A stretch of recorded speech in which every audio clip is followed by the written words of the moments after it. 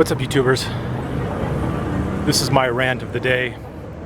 I just saw a couple of gringos here today, so someone had asked me if gringos are trickling in, and they are, just not a lot.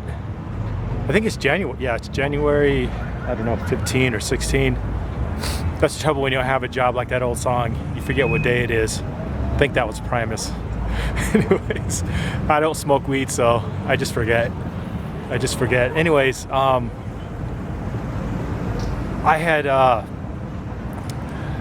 been doing research work a North American can go without a COVID test, with or without quarantining, and it's very limited. I personally am only looking at Latin America, mainly because that's where I am right now, and the cost. It's amazing. To go to Asia, you need to spend $2,000 to $3,000. Let's say $4,000 or $5,000 to count the ticket, the quarantining, and then you're gonna have to figure if between now and when you fly, if some rule changes, you could be stuck in an airport. I doubt you would be, but before it happened, I don't know if that would happen again. But anyways, that's kind of the nonsense there. Anyways, I was looking because there's been a lot of talk about. And anyways, just to answer the question, there's not very many places. You have to get a COVID test. I guess you go to Costa Rica, which I don't want to go to. I clicked on a video. I thought of how to go to Nicaragua without a COVID test. And it was a dude going from Nicaragua to Costa Rica. And you don't need a COVID test to leave the country, just to get into Costa Rica. And I want to mention this real quick because some of my viewers like Thailand, and you have to have special, and I want to talk about it, you have to have an insurance package to cover you every day you're in Thailand, whether it's 30 days, 90 days, 6 months, because they have a new 6-month visa. That's why I mention it. But every day you're there, you're supposed to have insurance.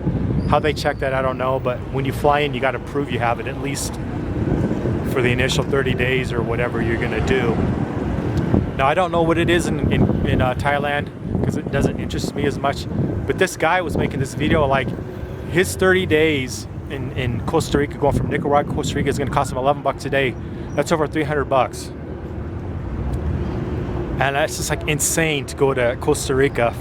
You got to spend $300 plus his ticket. He's flying from Nicaragua to, and here's another thing, he's flying from Nicaragua to Costa Rica, which you would think would be kind of cheap, is like $450 or something.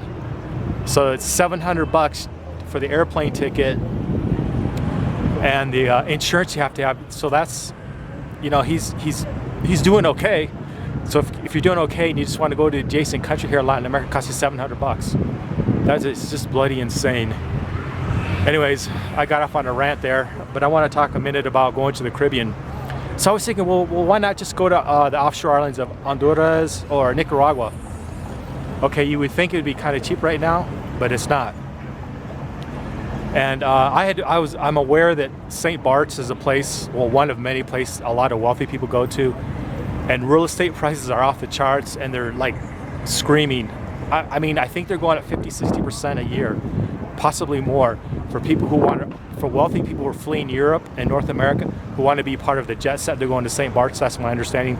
I could be wrong. It's not my cup of tea. It's not who I hang out with.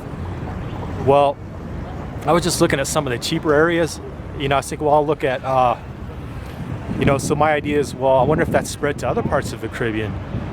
Well, if you go on Airbnb, and I know Airbnb is not the best barometer of finding cheap shit, I'm aware of that, but it is a good barometer of what prices are for supply and demand, because that's what most people do. They go on Airbnb. It's a go-to thing, especially for these influencers and these YouTubers. Well, prices are off the charts in like Roatan and the Corn Islands, Little Corn and Big Corn. And just as a heads up, there's one or two what do you call them, hostels, but even there you're paying $300 a month. I know that's not really a lot of money, but it's amazing to me you're paying $300 a month to share a bathroom. But I'm just a cheapskate, so that's me. But you're looking at $500 to $1,000 for the low end, and $2,000 to $3,000 for nice places to stay. And let me just point out, some of these places are like they're just, I don't want to call it brick and mortar, but little concrete houses with tile probably on the floor. Look to me anyways, really small, not huts, but tile on top of your concrete, not really super nice. You're going to be spending, if you're lucky, 500, but most of them are going for 1,000 and up. And these are really small places. If you want something more luxurious on the water that looks nice, it's like 2,000 or 3,000. Just go to Roatan, and it seems amazing to me. But apparently, I mean, I'm only talking shit because I don't know what's going on, but people are flooding in and bidding these prices up, I think, but I don't even know what the real prices would be. And so I don't know if they're getting it or not, or if they're just listing them and they're just sitting empty and no one's going to rent these places. So I don't know. I actually don't know what's going on. But at least as of now, they have super high prices to go to Roatan. It blows my mind. So then I was looking at Nicaragua, Little Corn and Big Corn, and I'm looking at the adjacent places. There's some islands off of Colombia too. I forget what they're called. I haven't checked there, but I might check later.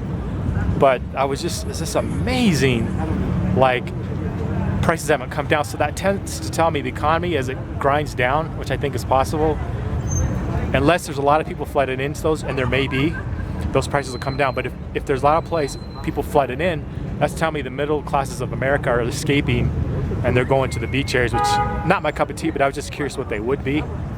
And they're kind of pricey in my opinion. Anyways, that's just my thought of the day, my rant of the day. I was just really taken aback how pricey they are for not the highest quality, or maybe I'm just totally out of touch with reality and what prices are in the Caribbean now. And you know, I did not look at the Bahamas or Bermuda or, you know, St. Bart's. I just know that's where a lot of people are going now.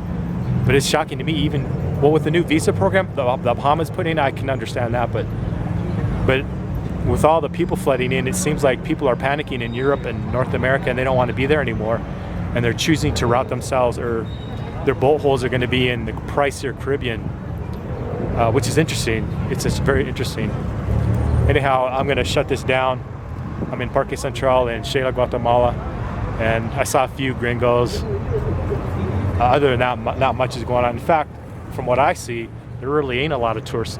From what I've been hearing, not a lot of tourists anywhere. I'm kind of surprised how some things are kind of priced high and some things are actually getting cheaper. Anyways, that's all for now. Like, share, subscribe, and leave a comment, please.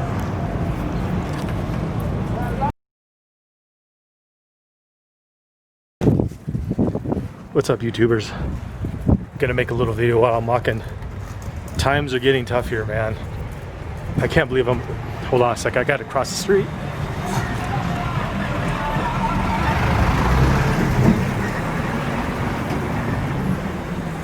Anyways, I just walked past the hotel where that Gary Funo stay. I mentioned it because yesterday I saw, or a couple days ago, I saw the Gary Funo's braiding hair, which I hadn't seen that in a long time. I can't remember if I mentioned it in a previous video, but sometimes the Gary Funos come here and braid hair, so it's kind of interesting. So things are kind of going back to normal here, but hold on a second. A lot of traffic here today. There's some jerk in a Mercedes. Anyways, not sure what's going on here. Chose the wrong back street. But anyways, I was passing by the Gary Funo Hotel, or the hotel where they're at. I'm not sure about the discrimination here, but sometimes, because that's the only place I ever see them at, because I always smell that wafting marijuana smell when I walk past there. That's kind of learned that they kind of hang out there. Again, I'm not sure if that's the only place to stay, but I have seen some discrimination against the Gary Funos in the past. That's why I mentioned it. Anyways, here's a bakery that's still open. I'm kind of surprised. That's kind of a nice bakery. Anyways, I just got propositioned when I walked past there. God, I'm not trying to laugh it off, but man, times must be tough. Times must be tough, because that never has happened to me in Sheila. Anyways, it's kind of a weird situation. I'd never experienced that. I guess my Spanish is getting better. Anyways, I don't know if I'll even post that, but just some weird shit happening. Oh yeah, one more thing. I was walking past the the pawn shop, And before I've talked about all the electronics for sale there. There's like a proliferation of electronics there.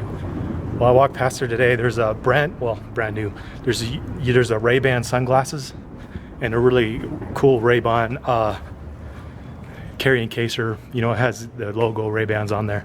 It's really kind of interesting. But if you want to buy a pair of Ray-Bans and the case, it'll cost you about 700 Q. So I'm wondering how much they lent against that, and I wonder if I doubt the guy paid them.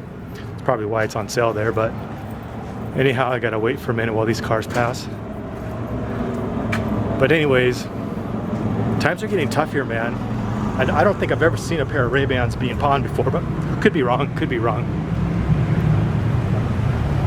There's the Saber de la India, the store. It's a restaurant here that's one of the better restaurants for Indian food.